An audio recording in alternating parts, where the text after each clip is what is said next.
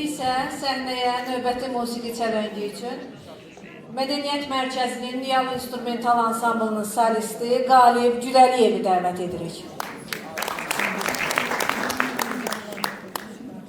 Amma bir məsələ var. Qalib müəllim, siz bilərsiniz, bu bayram günündə elə bir kimsə çatmır, nəsə çatmır. Şahda baba. Akşamınız xeyir olsun değerli dostlar, değerli qonaqlar, bayramınız mübarək olsun. Mən gələndə Şaxta babam tamurla bırakmırlar, xahiş elədim, dedim bırakın Şaxta baban gəlsin, Şaxta baba gəlir, ancaq sizlərin alqışlarınızla. Bəlkə bir uşaqlıq illərimizi yadımıza salaq deyək, Şaxta baba, Şaxtacan, hardasan bu vaxtacan? Ses geldi. Alkışlar gelsin. Bu alkışlar Şaxta baba gelmez.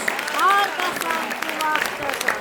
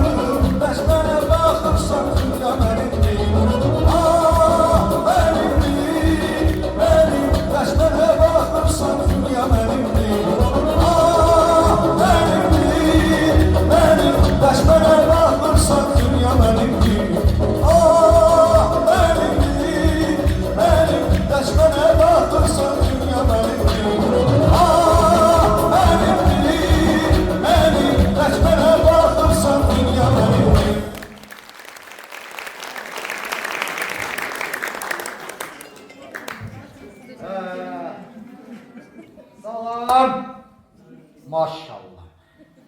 Hoş gördük sizi aziz tədbir iştirakçıları.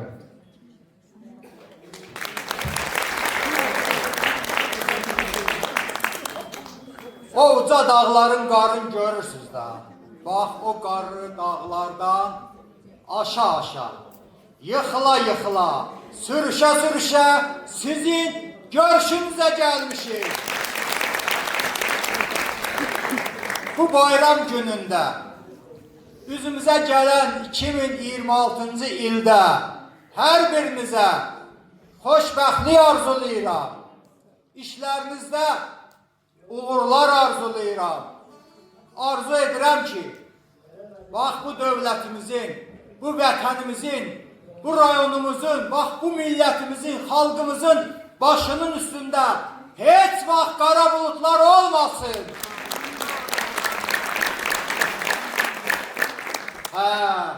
Mənim balam, bəlkə sənin də bir təbrikim var. Mən də bütün Yaxın gəl bura. Yaxın gəl mənim balam. İşləyir. Mən də bütün tədbir iştirakçılarını salamlayıram. Sizləri Dünya Azərbaycanlıların Həmrəylik günü və yeni münasibəti ilə səmimi qəlbdən təbrik edirəm. Sizlərə uzun ömür, can sağlığı arzulayıram. Gələn iliniz keçən illərimizdən xeyirli, uğurlu, düşərli gəlsin. Bayramınız mübarək olsun. Aprili sizi bütün muradınıza çatdırsın inşallah. Çox sağ ol mənim balam. Sən əməllisinə dəftərsən ki. Bax belə. Mədəniyyət işçisi belə olmalı. Alqışlayaq. Bəli, alqışlayaq. Bütün rayonumuzun bu gözəl tədbirlərinin təşkilatçıları olan bütün mədəniyyət işçilərinə gür alqış gəlsin. Var olun, indi mən sizin kimi gözəl dostlarla görüşə gedirəm. Bu gözəl balamı da alıb sizinlə xudahafizləşirəm. Sağ olun, bir daha bayramınız mübarək olsun.